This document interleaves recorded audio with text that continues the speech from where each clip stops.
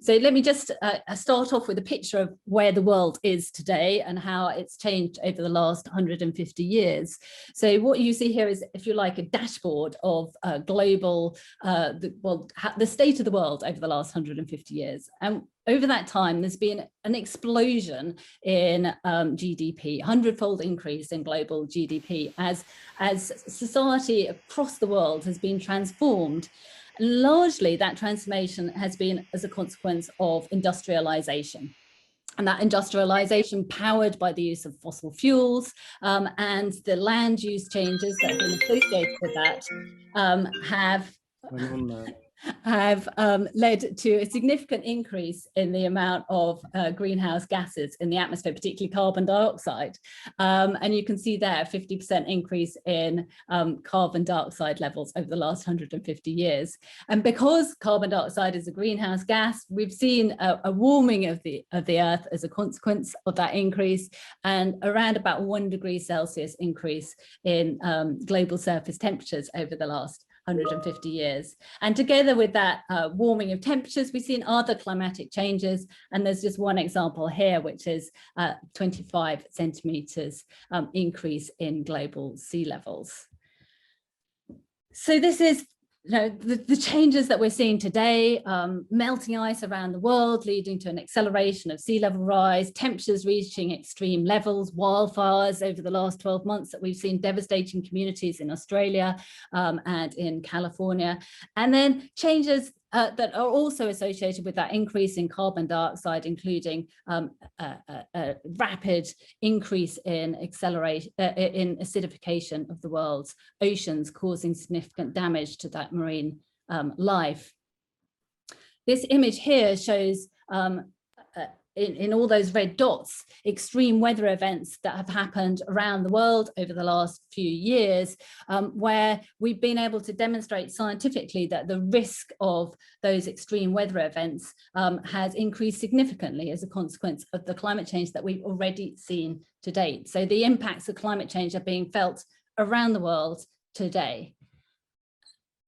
And this is in a context of a broader world that's under severe pressure. So not only the threat of climate change, which is impacting lives and livelihoods, but also wider pressures. It's estimated that around 1 million species are at risk of extinction over the next few decades. We've seen a complete devastation of tropical forests, themselves critical parts of ecosystems. And then there's also societal pressures as well. The world's richest 1% have more than twice as much wealth as 6.9 billion people. Now, as the warming increases, the risks to people, to nature and businesses will multiply. And that comes about as a consequence of cascading risks that are emanating from those climatic changes propagating through our globally connected systems.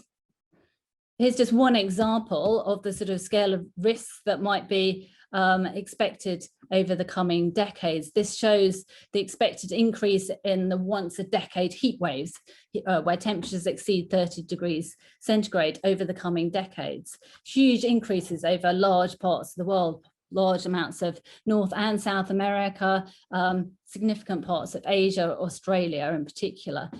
And this has impacts not only on businesses, disruption to businesses, but also on human health as well. Already today, it's estimated that some 300,000 vulnerable elderly people die each year as a consequence of extreme heat. And then further to that, there is deep concern about the risk of really catastrophic changes occurring, whether that's the Amazon rainforest switching from being a sink of carbon, soaking up carbon, to being a source of carbon, whether it's the potential for the destruction of the vast ice sheets covering Greenland or West Antarctica, which hold within them many meters of sea level rise, or whether it's the potential for the release of vast stores of methane from the frozen Arctic as it starts to melt. Now, that the challenge then is, in the face of all those risks, how can we as a global society respond? And this graph here shows the emissions of carbon dioxide globally over the last 4 decades in white dots, and the pathway that we need to be on if we're going to limit temperature rise to 1.5 degrees, which is the ambition of the Paris Agreement. And you can see the scale of decrease of emissions that's required, halving emissions over the next decade globally, reaching net zero by around about the middle of the century. So within that, there are huge opportunities though, and that's where entrepreneurship comes in, because the challenge is, how do we respond to that? How do we transform our society over the coming decade or so across all sectors of society, whether that's the way in which we use energy, transport, our agricultural systems, our built environments, industrial processes, how we can generate a more circular economy with less waste, or how we can actually look to remove carbon dioxide from the atmosphere. And within this, there are just going to be numerous new business opportunities, numerous opportunities for innovation and for generating a cleaner, greener economy and society into the future. So I will leave it there because I can see that Sir David King has arrived, and I'm going to stop sharing my screen and return you to Christoph. Okay, so David, welcome very much. It is now my great honor. Thank you very much, Emily.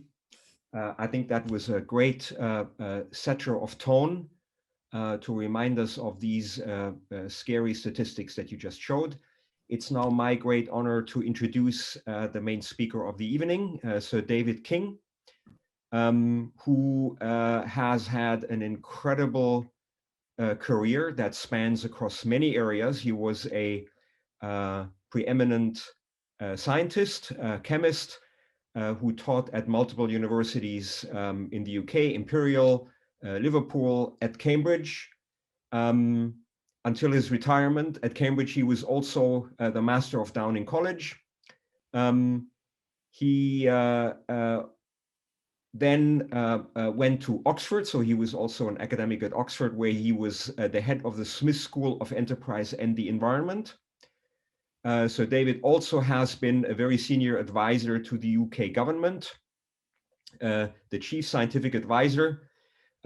He was also in business. He was the scientific advisor of UBS, which is a major global bank based in Switzerland. So his experience spans a number of highly influential different areas. And the last thing that I want to mention is that he was also the chairman of the Future Cities Catapult, which is a government accelerator, which is of course related to our topic today, Enterprise Tuesday. So David, thank you very much for joining us tonight. And I hand over the floor to you, and we're all looking forward to your sharing of experience. Thank you very much. Christoph, thank you very much. And let me also say thank you to Emily for setting up what I'm about to say so well. I'm going to start by just saying, I believe that what we do, and by we I mean humanity as a whole, over the next 5 years could well determine the future of our humanity over the next millennium. So it's a critical period of time. Things have been happening far too quickly in terms of climate change and damaging our futures unless we step in with a very comprehensive strategy to manage this challenge. And that's what I plan to say to you today. Now, because Emily spoke, and I'm going to ask for my slides, and I will probably run through the first few fairly quickly. So if I could have my slides up, please. Thank you. So the next slide.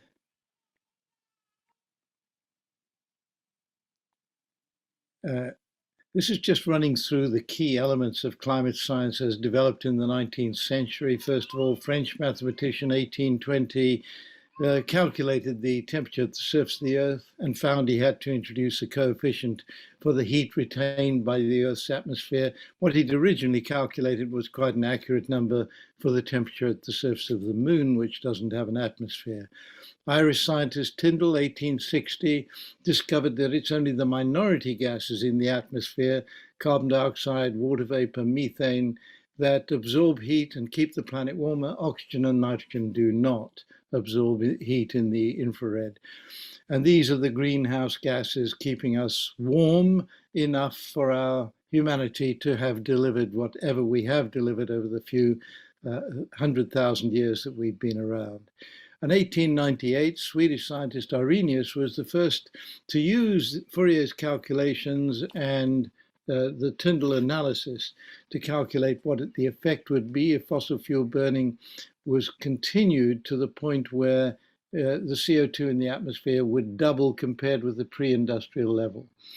And I'm going to say where we are today, sorry, could I have the next slide? Where we are today, the greenhouse gas in total is not at 415 parts per million, that's the carbon dioxide level, but when we add in other greenhouse gases, particularly methane, we see that we're well up to 500 parts per million or more. Methane emissions have been rising quite rapidly in recent years, and we can discuss the causes of this, but the overall impact means that we are closing in on that level that Arrhenius was calculating. He concluded a temperature rise of 5 degrees centigrade. That's probably a bit high, but nevertheless, if we go back into paleoclimatology, the last time the Earth was at anything like 500 parts per million of greenhouse gases in the atmosphere, temperatures were 4 degrees higher than they are today, and sea levels were about 25 feet higher than they are today. So it doesn't look too good if we just use paleoclimatology to guide us into the future. Next slide. When I was originally chief scientific advisor when I left the University of Cambridge from 2000 to 2008. And then I came back in, as you've just heard from Christoph, as climate envoy, leading the climate change negotiations. And what I did in particular was take a group of people from the City of London working in the insurance and reinsurance sector to do a risk assessment associated with climate change, particularly for India and China. And whatever India and China do into the future will determine the future of humanity. So I was very, very keen to see that we could do this. I signed MOUs with both governments of India and China before this, and then we set about our analysis. It took about 9 months, and the Indian and Chinese governments contributed in total about 90 experts, including people from the Admiralty, admirals and generals, but in particular the advisors to the government and policy advisors and also security advisors. And the analysis that we produced was based not only on what is the average temperature rise or the average sea level rise, but on, of course, what happens when we have extreme weather events superimposed on this baseline average rise in temperatures and sea levels.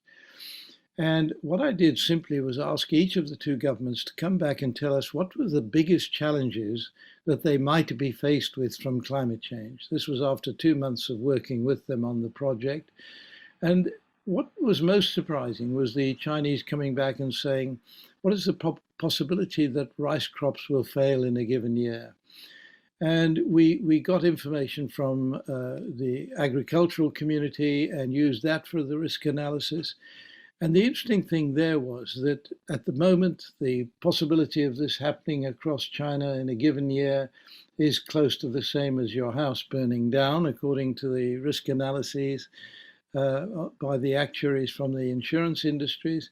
But if you then take a 0.5 to 1 degree temperature rise above what it was in 2014-15, they found that that would rise to something approaching 1%, and then from 0.5 to 1 degree, it increased to something like 5% chance of this happening in a given year.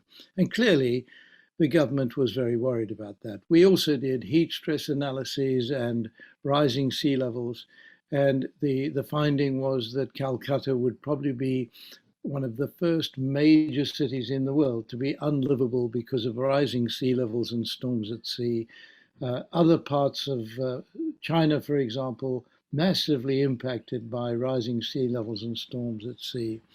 And so This analysis really sharpened up these two governments. They continued the work on their own. I was brought in by China to oversee the work once a year after this 9-month initial process. Next slide.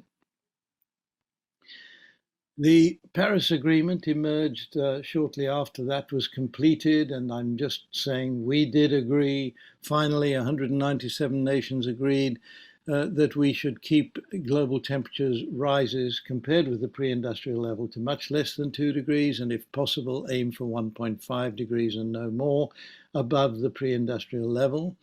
But we had to rely on emissions forecasts and promises from countries around the world on the basis of nationally determined contributions.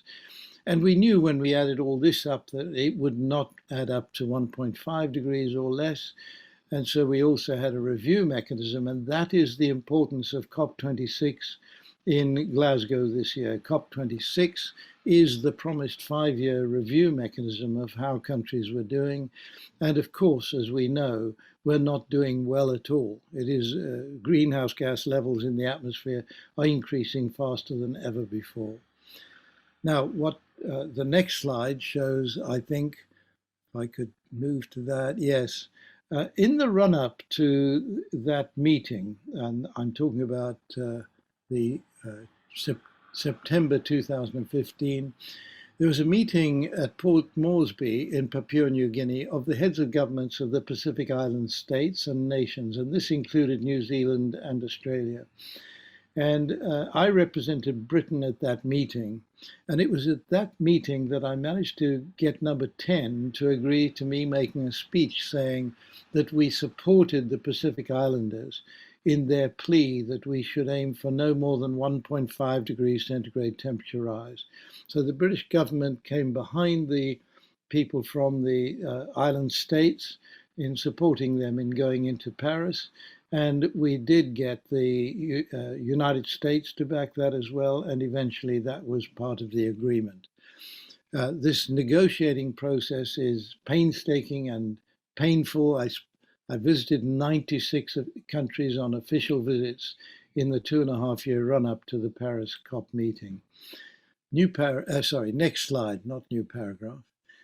So we've already seen we need to be on that 1.5 degrees centigrade range curve on this graph. This is global emissions in billions of tons of greenhouse gases per annum.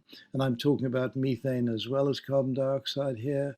And you'll see that this is a very, very big challenge because that 2020 line has still not been deviated from in terms of that so-called current policy trajectory, the yellow line.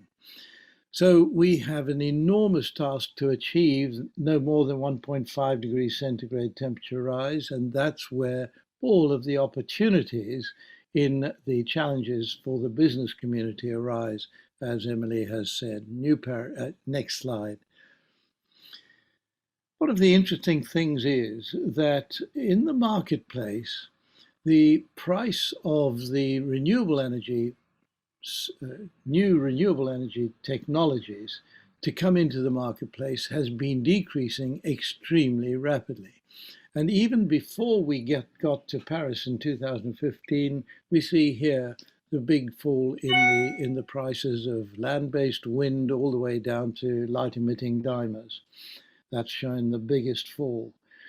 And this fall has continued since 2014 to the present time in quite a dramatic form, particularly photovoltaics and surprisingly offshore wind. Offshore wind is now no more expensive to install per kilowatt hour of real electricity produced from offshore wind compared with the equivalent of a coal-fired or gas-fired turbine being delivered on land in Britain. It is cheaper to build offshore wind per kilowatt hour.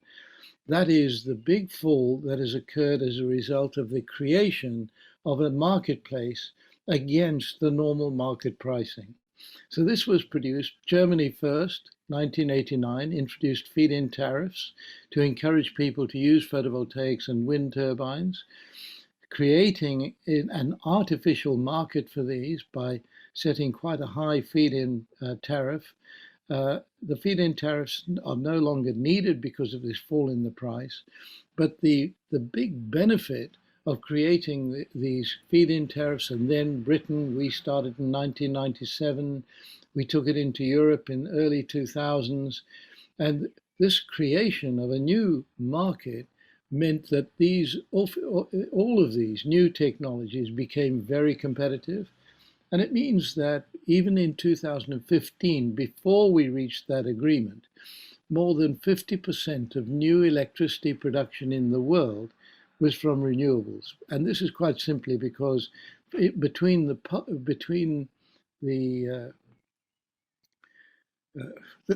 Tropic of Cancer and the Tropic of Capricorn, it is far cheaper now to produce electricity using renewables, especially photovoltaics, than it is from fossil fuels.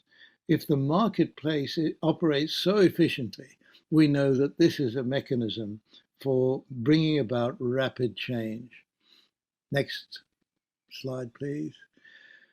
Now, in the run-up to that meeting in Paris, I was very much aware of the fact that new technologies would still be needed to replace all of the fossil fuel-based technologies developed over the last 150 plus years. And so I pushed for the formation of this body that came to be called Mission Innovation.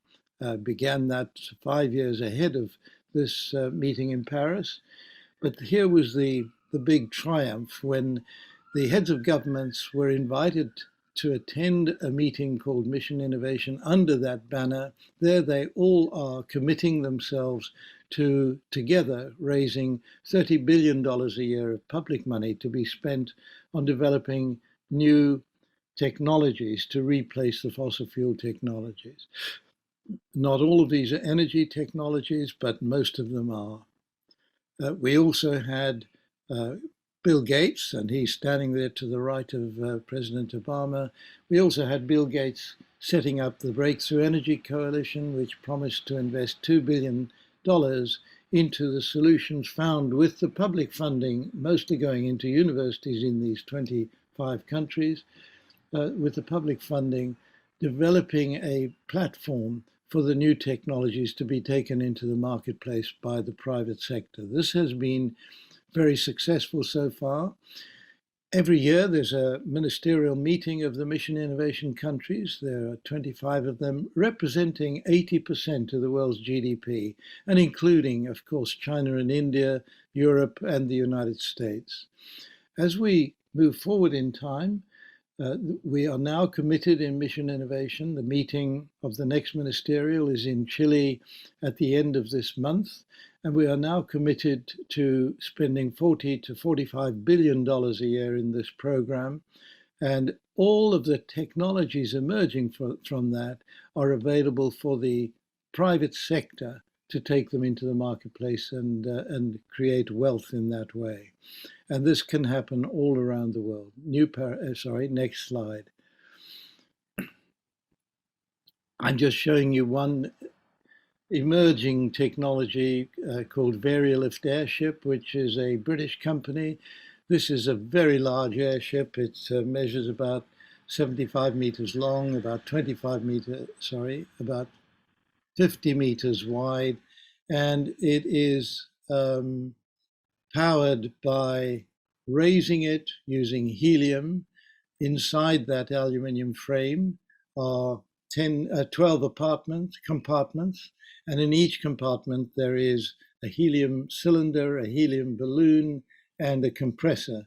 When you want to raise it, helium is released into the balloons. When you want to lower it, the helium is pumped back into the cylinder. No helium is lost in the process.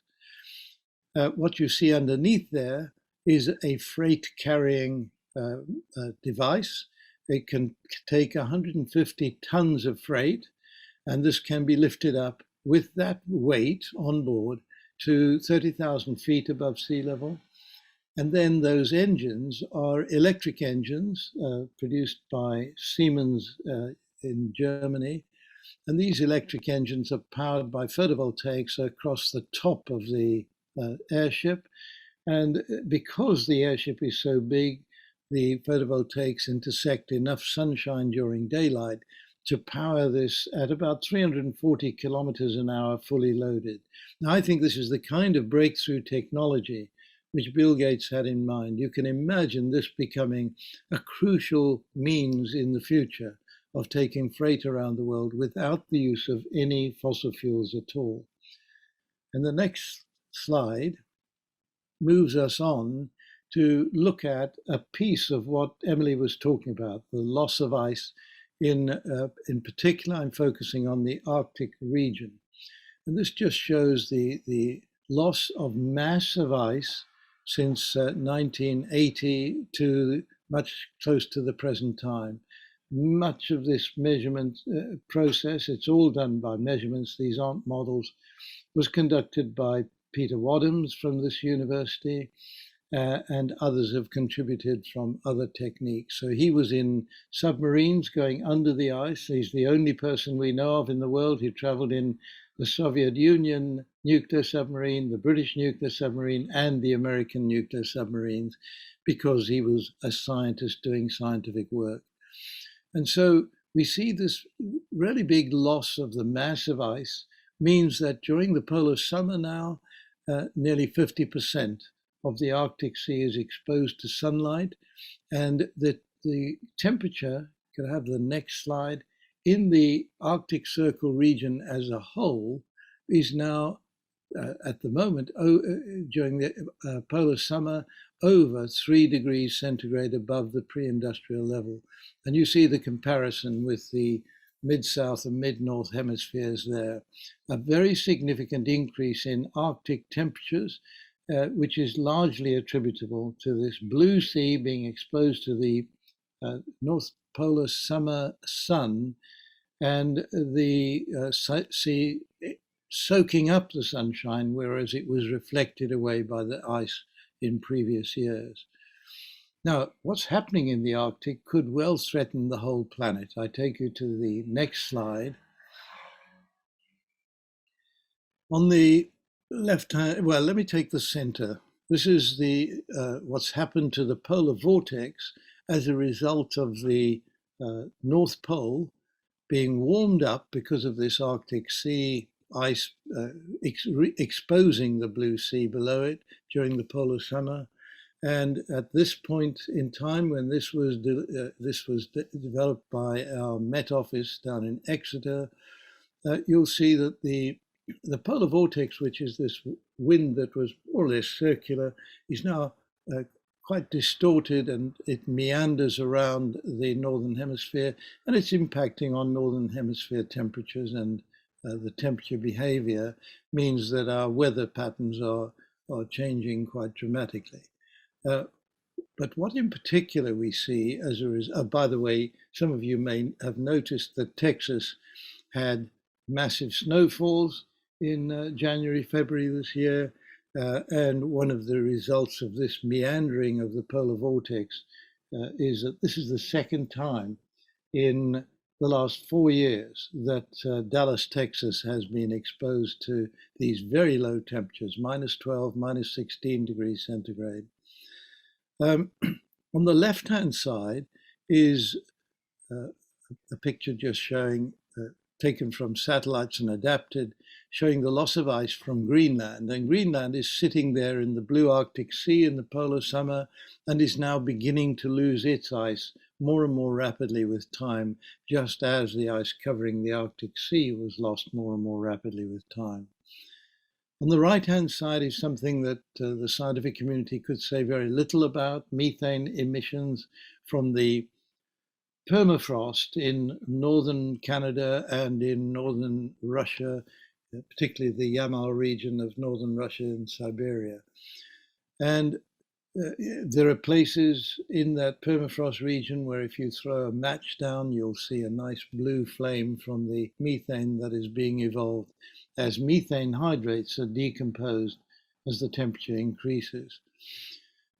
However, I attended an Arctic Circle meeting in 2019, and there was a group of Arctic of Russian Academy of Sciences scientists there, and they reported what's shown on the next slide. I hope it's shown on the next slide.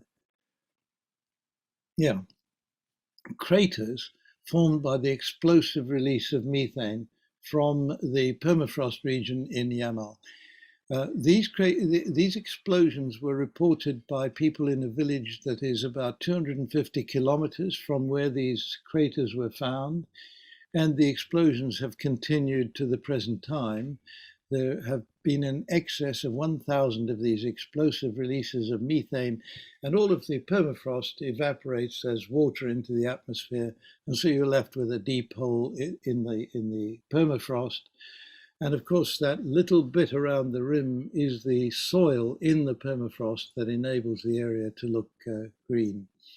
So there's the big risk. Methane is a very serious greenhouse gas, and there's enough methane to threaten our future, caught up in the Arctic Circle region. I'm not suggesting it's all going to be released soon, but it certainly appears to be emerging rather quicker than we had anticipated. Next slide. All of this means that there has to be a reanalysis of predictions on flood risk going forward in time. And what I'm showing you here is flood risk to Vietnam. We all know about Bangladesh. It is likely that by mid-century and beyond, 2/3 of Bangladesh may be unlivable. They are losing landmass year on year at the moment for people to live on. But in Vietnam, you'll see that Vietnam is a formation of the Mekong River in the sense that that delta, the Mekong Delta that occupies a big part of northern Vietnam, is in fact formed as a result of silt being taken down the Mekong River over many, many thousands of years. And so the whole country is basically this silt base, and it's very close to sea level. And so on the left-hand side, you'll see how much of Vietnam would be flooded at the high tide level. It would be under seawater. Now, this is a big risk because it's a high population density in Vietnam, but also because those rice paddy fields in Vietnam, the biggest in the world, sit in the Mekong Delta. But on the right-hand side is the reanalysis by the same scientific group of now the new expectation of the flood levels from high tide in Vietnam. And you'll see that roughly 90% of the country is underwater at least once a year. And Ho Chi Minh City under threat as a livable city. But across the water from Vietnam is Indonesia. And in Indonesia, you may have read as well that Jakarta was underwater in January this year. Again, Indonesia, an archipelago close to sea level, and Jakarta is not only close to sea level, but also has rivers flowing around it. And so what we see is a real threat to major cities of the world, even within 30 years from now. Jakarta, we don't believe, is going to be a livable city by mid-century, and the Indonesian government has already begun moving their capital to higher land. Once again, Indonesia, big rice producer. We're looking at two parts of the world, major rice producers that will no longer be capable of producing rice if this continues in the way that's been modeled here. I'm not saying this is all going to happen, but the big risk is that in Southeast Asia, we will see perhaps 100 million, it could be 200 million people looking for somewhere else to live. They will no longer be able to live where they currently live. So there's a big crisis for the world because that number of refugees will put such a burden on the whole world and its economy going forward. But of course, other parts of the world will also be threatened by rising sea levels and storms at sea. Next slide. All right, there's the message. As Emily showed, we've got all sorts of risks right around the planet, increasing with time going forward, and we have no time left. So as we move forward, We really have to act, and we have no time left. If we don't act now, we are really going to be watching a disaster evolve on a very large scale. So let me now take you to what we're planning in terms of a solution. Next slide. Under the umbrella of Emily's organization, Cambridge Zero, we have formed a Centre for Climate Repair at Cambridge, and that is the centre I'm going to talk to you about. But let me first of all make a few comments about COP26.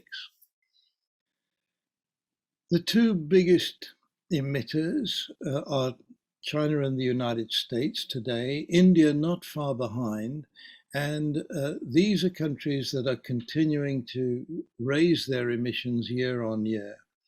As we move forward in time, it therefore becomes critical that we have leadership from these countries. And I believe that China is now in a position to provide leadership. They are the world's biggest producer of clean power and electric transport vehicles. They are also the world's biggest producer of new nuclear power stations over the last 20 years. In fact, altogether more than the rest of the world put together.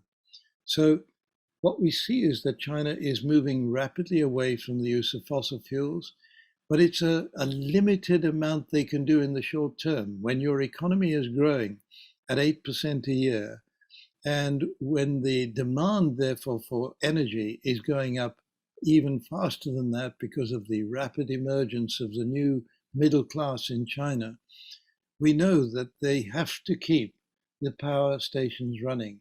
So even though they're putting this massive investment into renewable energy systems, it is going to be a very big challenge to move away.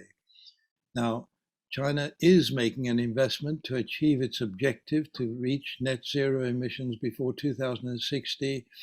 And they've made that commitment in their next 5-year plan, announced in March this year.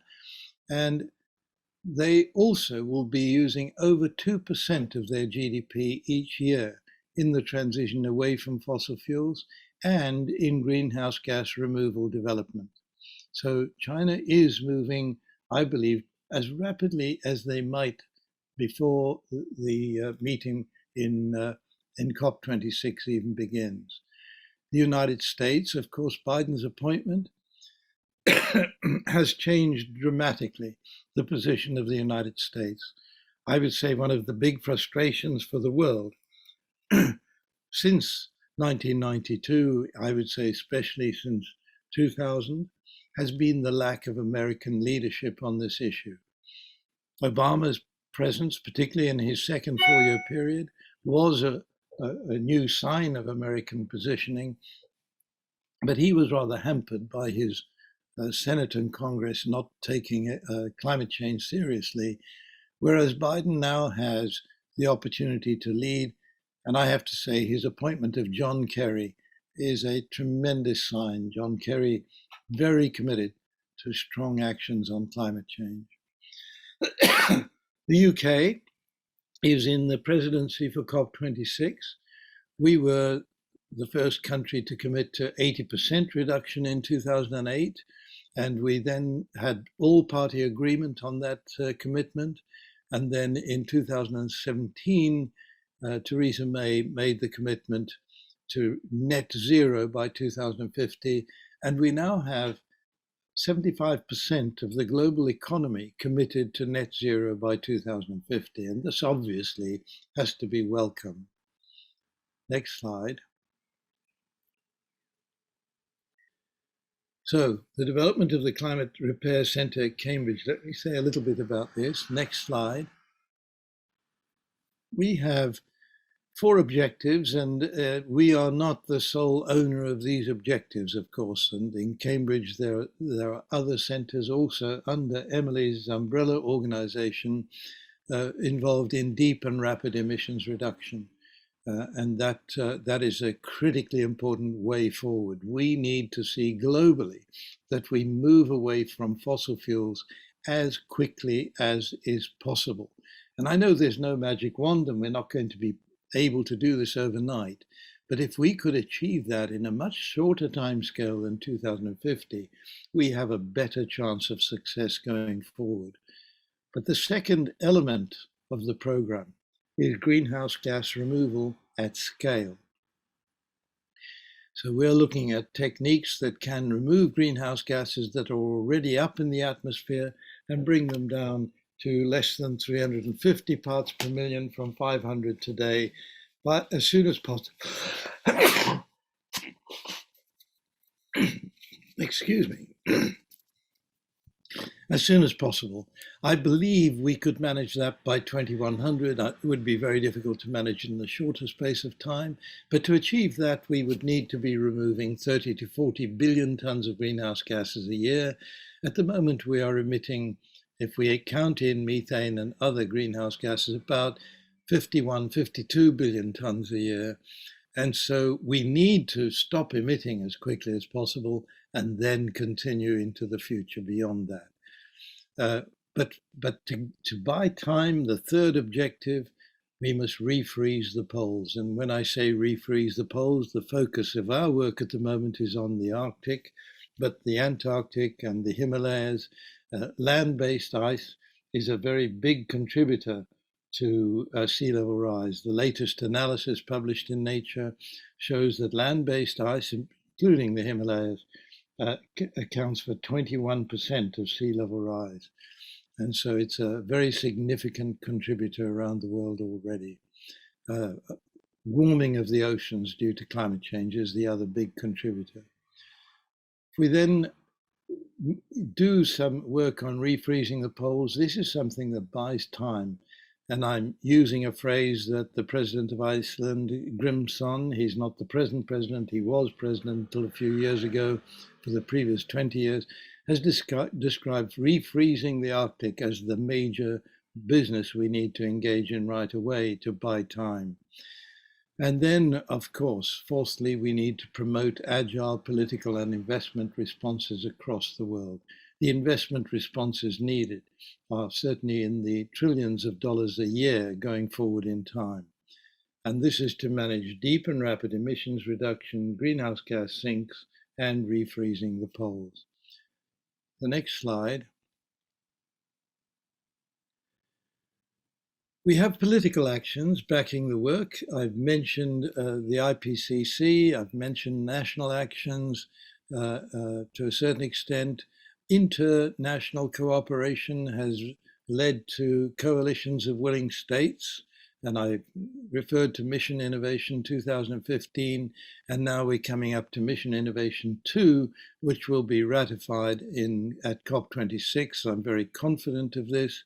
But the question is whether that alliance of willing states in Mission Innovation, that those 25 states representing 80% of the global GDP, could move more quickly and take the right actions needed to deliver the strategy that I've outlined here. So the strategy really needs to be followed through in all elements. Next slide. I'm not going to run through the greenhouse gas removal technologies that we've been examining in some detail. We particularly favor those technologies that not only deliver greenhouse gas removal, but also deliver improvements in biodiversity.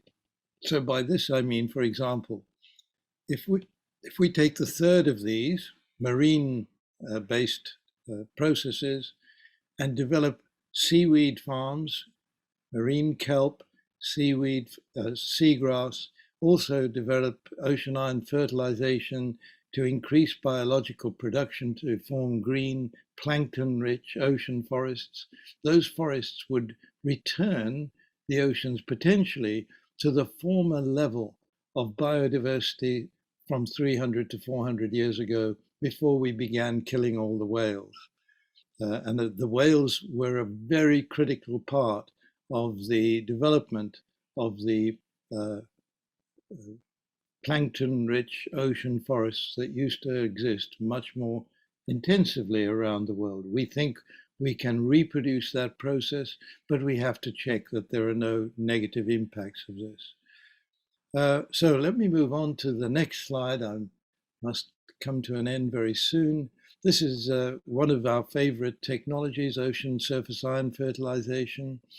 It mimics the natural process I've just been talking about. When the wind blows over the Sahara Desert, for example, it picks up small dust particles from the desert sand and forms a dust storm. And that dust storm with desert sand can blow over the Atlantic Ocean. When the wind stops, the Atlantic Ocean is peppered with the sand, which contains iron. So that desert sand is red-yellow color, indicating it contains iron. And iron is the missing nutrient in the oceans at the moment. And once that dust storm has settled on the surface of the sea, within a month that area is green, perhaps 50,000 square kilometers, easily seen by a satellite. And within 3 months, it's a biological system with fish, even whales come in to feast in the billions of fish that are formed in these areas. So what we want to see is if we can reproduce this, and we've got a very big project that we're just developing now in that area. So my next slide, I really ought to be coming to an end soon. Let me just move on to the one after this. So this is our favored technology for refreezing the Arctic. The ocean-going vessels there are the design we're currently working on and with, and it's a joint project between the marine engineers based at Edinburgh, led by Stephen Salter, and the engineers in the engineering department here, led by Sean Fitzgerald, who is the director of the Centre for Climate Repair at Cambridge. He's in the engineering department. And so with this kind of technology, the idea is to create a saltwater spray from the seawater, and that spray is picked up by the wind. The spray has to be very small droplets of water. And when these droplets fall on top of a cloud, however dark the cloud was, black clouds are about to rain or form snow, however dark the cloud was, it is brightened into a very bright white cloud. And we would need about 700 of these around the Arctic Circle region, and only those would be activated where the wind is blowing in the right direction to take clouds over the Arctic Sea during the polar summer. Polar summer is only about 3 months long, and we would then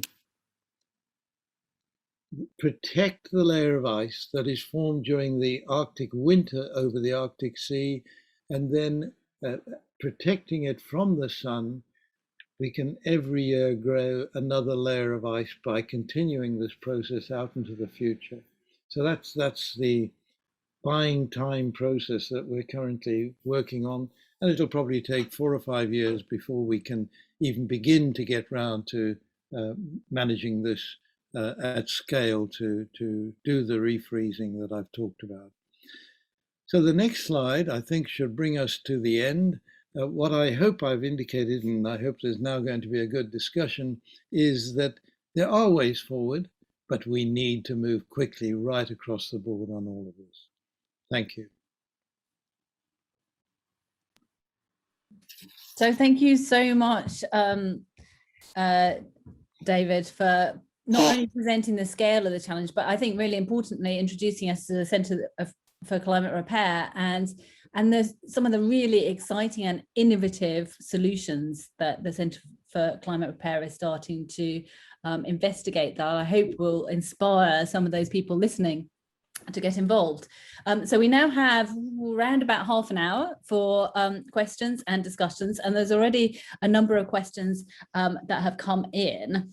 So the first question that came in was from Miranda, and Miranda asks about David Mackay and whether how much David Mackay's calculations and approach are informing current policies and actions. And at least to my mind, one of the things that David Mackay was very forceful in insisting was that the numbers have to add up. So I wonder whether you want to comment on the importance of that philosophy. Yeah, so I have to tell you, I knew David extremely well. And of course, he was appointed, I created chief scientific advisors into all government departments, and he was appointed into the Department of Climate Change and Energy that was formed under the government of Brown, actually, I guess. And so in essence, yes, David's work was critically important, his calculations very important. And I think that the deep and rapid emissions reduction I was referring to is all of what David was focused on. He was really focused on how we make this energy transition away from our dependence on fossil fuels. And I think that things have moved on since David was, he of course, unfortunately died. Absolutely brilliant man, and as you said, very, very good on calculations, back of the envelope, all with a computer. And I think your question, I just want to pay homage to David. He was just such a brilliant eye-opener to people in government with his clarity. But we've moved on since that time.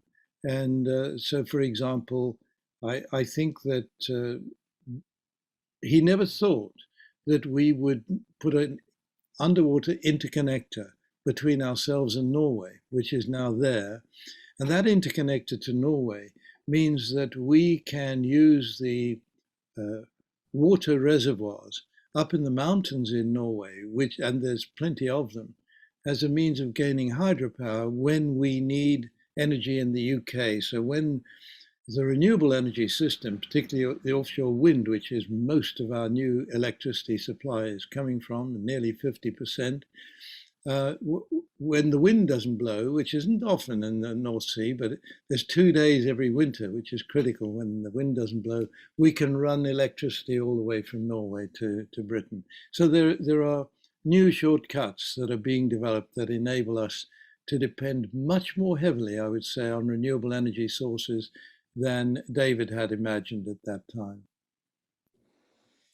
So the next question, I think earlier this week, or certainly in the last few days, John Kerry was interviewed by the BBC and was accused of being overly techno-optimistic. So the question is, to what extent do you agree with John Kerry's recent assertion that climate targets can be met without tackling high levels of consumption in the global north? Can we solve climate change without addressing consumption? Do you fall into the same techno-optimistic worldview of John Kerry? The answer is no, I don't. I mean, he made two statements. One was, he said, I think we have about 50% of the technologies we need to go forward. I agree with that. And that also was quite a controversial statement. But I think the second statement, no, I don't. I think here's the damage. The rest of the world watches a lot of American movies, and as they become middle-class citizens of their countries, and this is happening since 2000, there's another 2 billion middle-class people in the world as a result of this wonderful new development of the emerging economies. But if they imitate the United States in the way they drive big gas-guzzling cars and live off the land, etc., then frankly, we are cooked. So I think we must never forget that we are all setting an example to other parts of the world. No, I do not agree with that. I believe there's a much healthier way of life for all of us ahead. So for example, if we move over to electric vehicles, there will be much less pollution in our villages, towns, and cities. So I can see a cleaning up of the air.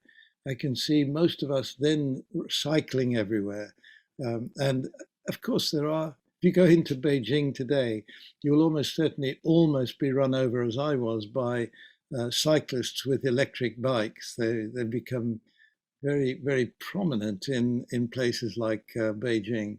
And I think we'll have electric bicycles for those of us who are a bit older, like me, to get around more mountainous parts of the world. So I think fitter people will follow that sort of pattern. What worries me, I'm often in developing parts of the world, for example, Kigali, the capital of Rwanda. Everyone wants a car as they become middle class, and the roads are jammed up with cars.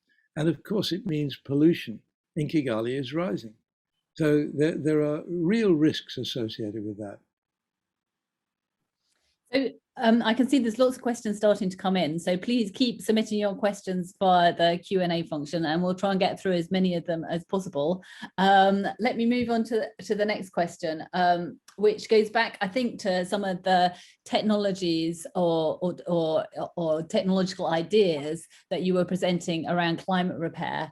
And Kamiar asks that he would be interested to know what the economics of some of those technologies are and what sort of incentives are needed to ensure that they can actually be developed and deployed. If you focus on improving biosystems as well as removing carbon dioxide, which is the big possibility with greenhouse gas removal at sea by dusting the ocean surface with desert sand, for example, to put iron fertilizer in, you're also recovering the fish stock of the ocean. And I don't think it would take much for an economist to work out how to charge a small price on the increased catch in those parts of the world that rely heavily on catching fish. For example, Fiji is just one example of a country that depends critically on the tuna catch from the ocean around the island. And because of the loss of fish in the ocean, for whatever reason, one of them is the ones I've been stressing, they're finding the tuna catch year on year is dropping. And so their economy is crashing. And the King of Fiji is very, very keen that we should start our experiments around his island to see if we can return the fish stock of tuna in that region. I'm pretty confident that it would happen. But of course, we have to be very, very careful that there are no negative impacts as well. But I do believe that this could be self-financing. The same is true of regrowing kelp forests in the ocean near coastlines. You may know that the coast of California was completely covered with kelp when the Americans arrived, the white Americans arrived at the Californian coast. And what they discovered was kelp right along the coastline there. They didn't like it because it didn't help them with fishing, with shipping, with people swimming, etc. So the kelp has gone.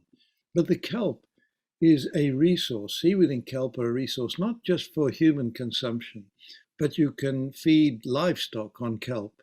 So there is a sale value to increasing kelp forests. And one of the projects we're working on with kelp is along the coast of Mozambique and working with the people in, sorry, not Mozambique. Where do I mean? Namibia? Namibia, thank you. That's my part of the world, and here I am forgetting what I have. The wrong coast. Along the Namibian coast, there's a lovely current running down the Namibian coast, which means there's a lot of fertile ocean flowing past. And we believe that we can recover kelp forests there and then help the economy of the Namibian people, help their economy, help their livestock development, etc. So we're always looking for these mutual advantages, which can also pay the full cost of these processes. Now, not all of the processes are like that. Refreezing the Arctic is a risk management process. So risk management process is rather like you want to take out an insurance against your house being burgled. They will require you to put certain things in place in your house, and that's an expense to you to manage the risk. And so I think the risk management process has to be borne, in particular by the wealthier countries of the world. So this is more a business, for example, of applying a carbon tax on the production of fossil fuels. And I'd like to see this put in place immediately, not the burning of products, manufacturing products, but the extraction of fossil fuels being charged a carbon tax and the money then being used for the management, for risk management processes. And to go back to what I guess you might call the risk mitigation side of it, one of the things that you were mentioning in your section on climate repair was, and I think you didn't go into much detail on it, was what's sometimes called solar radiation management. And one of the potential approaches to that is putting aerosol into the stratosphere. So one of the questions that Lauren has submitted here is, what are your thoughts on current research or research proposals around stratospheric aerosol injections? Do you think it's something we should should actively be researched, or do you think that that's something that's the sort of global intervention that's just too controversial? That's a very important question. And let me say at once that we in the Centre for Climate Repair are not planning to do any experiments in that area. We would like to focus particularly, as I said, on those that have a biological mimicry side to them and that also aid biological systems. The consequences of putting aerosols in the stratosphere have been modeled, and some of the models produce some dire consequences, such as the loss of monsoons in India. So you might not get the result that you want, which is just to reflect sunlight away from the Arctic region or the Himalayas. So I think there are severe risks associated with that, but I'm not against experiments. I think it's okay for the experiments to be conducted, and as everybody knows, the experiments that were proposed to be conducted by an American group in Scandinavia have not been allowed to go ahead by the government there. And I fully understand why they're doing that. The problem, I think, the biggest problem with the aerosol injection into the stratosphere, that any country that has the capability of putting a satellite up into space would also potentially have the capability of putting aerosols up into the stratosphere. And that could be, in other words, a single country deciding to do it. And frankly, I would like to see a moratorium introduced by the United Nations against that happening without a full-scale experimental analysis of the consequences. And so where do you, I mean, I know there was a relatively recent US National Academies of Science report that called for investment in the research associated with this and other aspects of geoengineering. I mean, how do you think that the research side of things should be prioritized or not at an international level? And how should the governance around that be put in place? I think the research, again, it should be United Nations based. UNEP, the United Nations Environmental Protection Agency, should be the group that would monitor this. And I think the experiment should be conducted. And I'll tell you why.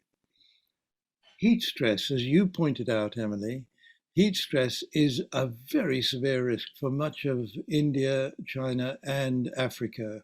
Along the equatorial regions in particular. And it is perfectly feasible in just maybe 7 years from now that 1 million people will die of heat stress during a sudden outbreak of heat, say in northern India. I wouldn't want to predict where it might happen, but it might happen somewhere in the world.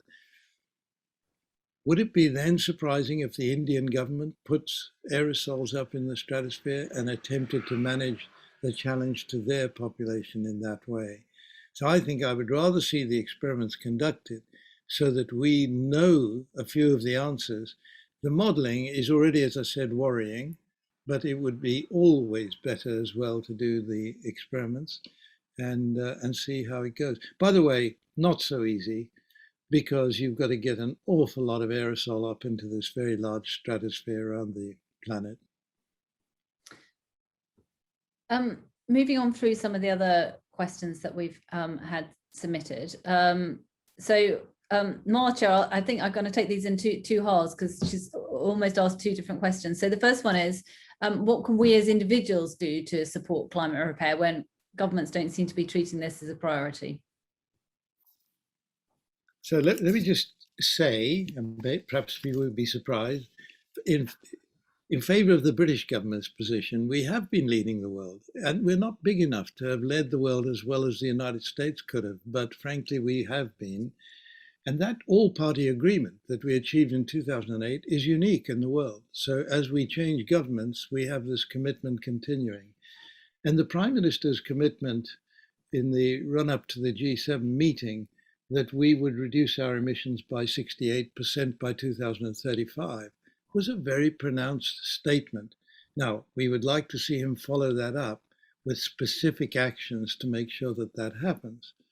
But I think every one of us, in answer to the question, every one of us has a different position in society, a different aspiration, but every one of us is responsible in one way or another.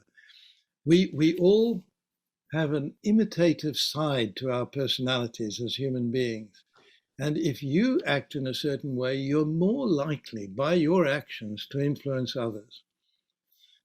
So driving around at the moment in a gas guzzling SUV isn't what I'm calling the right behavior here, whereas cycling around on a bicycle or using public transport, etc., is the right way to behave.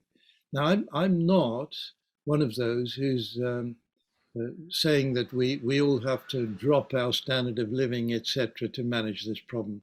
I don't actually think that's a requirement. I just think we have to move away from the society being driven by super consumerism. And I think I'm not only referring to the United States, which is certainly a place where super consumerism happens. By super consumerism, I mean consumerism that has got nothing to do with human well-being. Right? It's going way beyond that. It's demonstrating to everyone that you're very wealthy and can waste money. But I mean, super consumerism also exists in Shanghai and Beijing. The new rapidly rising rich people in those countries are big consumers as well. So I think having economies driven by super consumerism is yesterday's idea. It was very successful. It's not fit for purpose in the 21st century. And we are demonstrators of whether or not we belong to a super consumer society or not. So yeah, we have to always remember that we are imitative. And if we do something, we're more likely to get people behaving like that than not. And let me ask the second half of Marta's question. So, what I mean, I think in your presentation you mentioned risk management, and in the context you were mentioning it was around refreezing the poles, for example. Marta's question is at a much more individual level of risk management. So she says, is there still hope, or should we all be moving to higher ground? And she says that, speaking as someone who lives in the fens, which is at sea level. So, I mean, I know that the next UK climate change risk assessment is coming out in just a couple of weeks' time. I mean, what should we be doing as a country, as individuals, internationally, around adaptation and risk management? As a country, we did begin, and here I'm going to give you a sort of history lesson from when I was in government. We did begin a detailed risk analysis plan for Britain on flooding. That was something I initiated in 2002, 2003.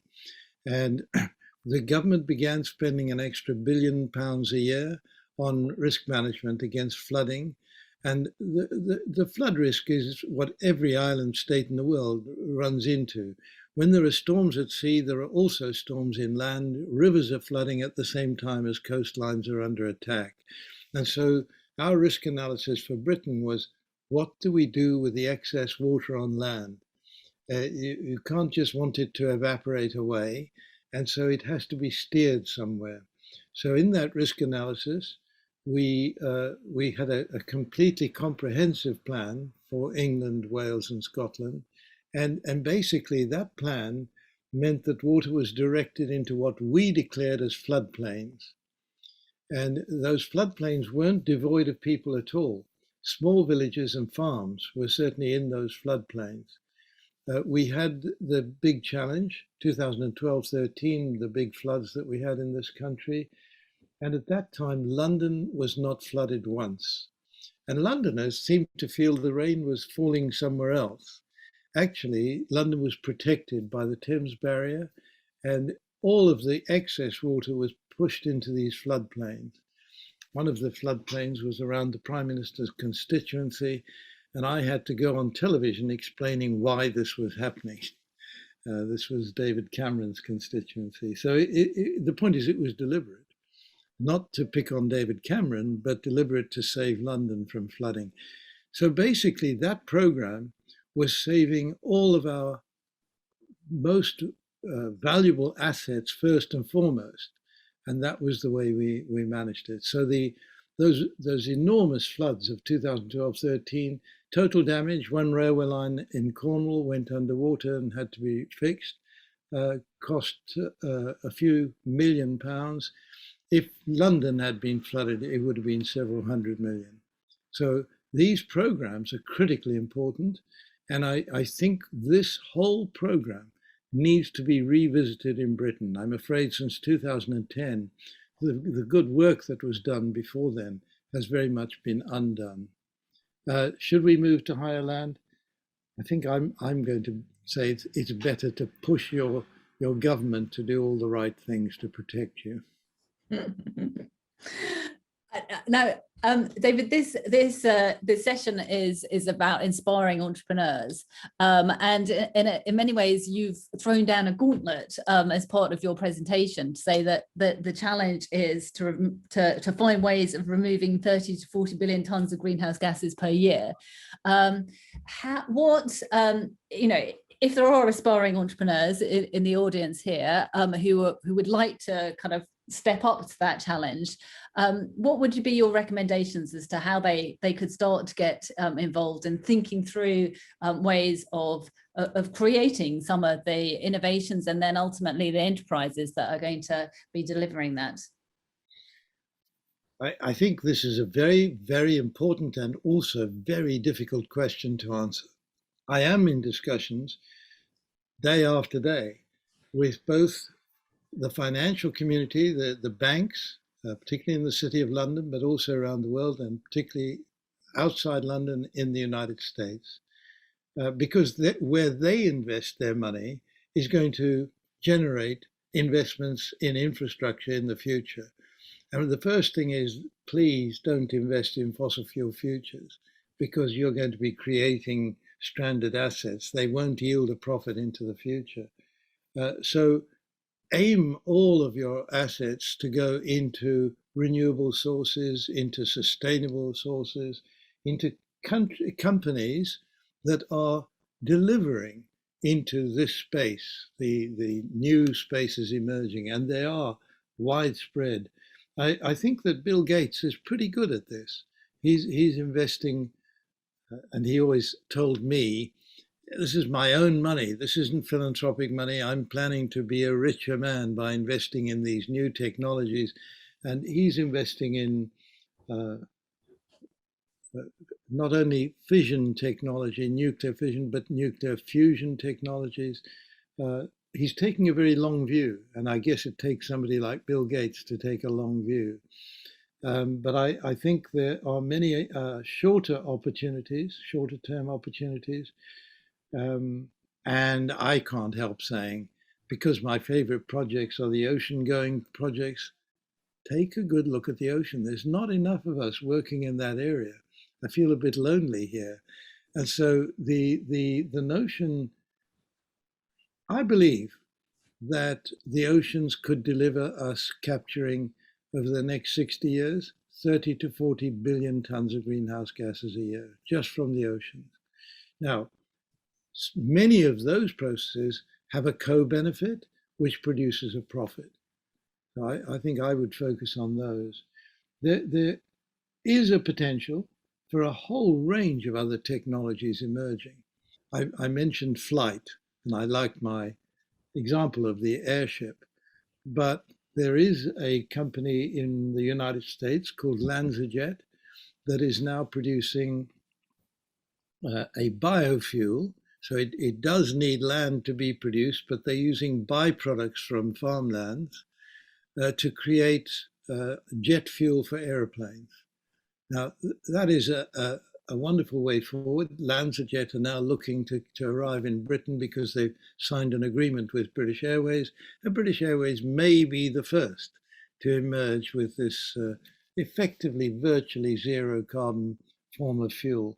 So there's so many ranges of exciting areas to invest in.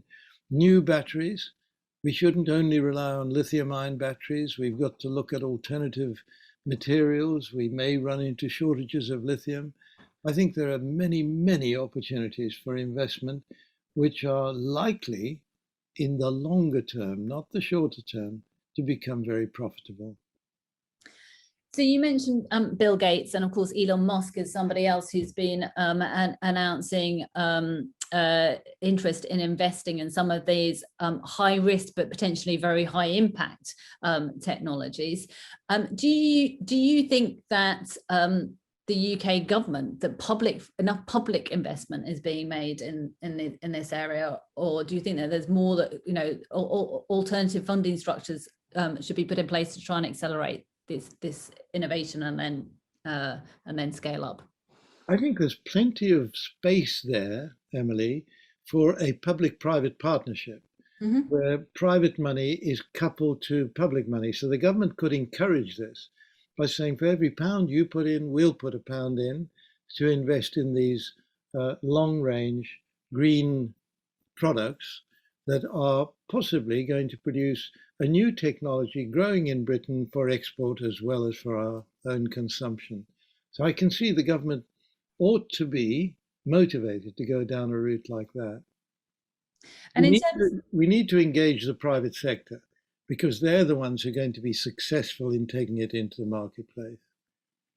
And well, obviously there's a long tradition of high-tech, biotech, spin-out innovations from universities, particularly, not least the University of Cambridge. What do you think at a university level needs to be put in place to try to stimulate and encourage that same level of entrepreneurship coming out to support green, clean, and indeed climate repair technologies? Yeah, I mean, this is such a good question for Cambridge, isn't it? Because we have the entire system in Cambridge now, because our science parks have been around for so many years, many decades. And by entire system, I mean the investment system. We've got all the investors hanging around. And I'm not only talking about British investors, American investors picking up spin-out companies that look successful. Cisco, for example, is buying out a lot of companies from Cambridge. And we have a great wealth of new companies emerging. So this is wonderful. I would like to see much more of this buying out occurring through British investments, but it is very heavily British involved. And I think maybe you're stimulating me to think we need to act much more closely with this system, which isn't just the science parks, it's all the investors and so on sitting here in Cambridge. I think we need to engage more carefully with this system. I like to think of Cambridge as not just a university town, but the Cambridge infrastructure and ecosystem is very broad-based, and those science parks are a big part of what we now deliver into the rest of the country.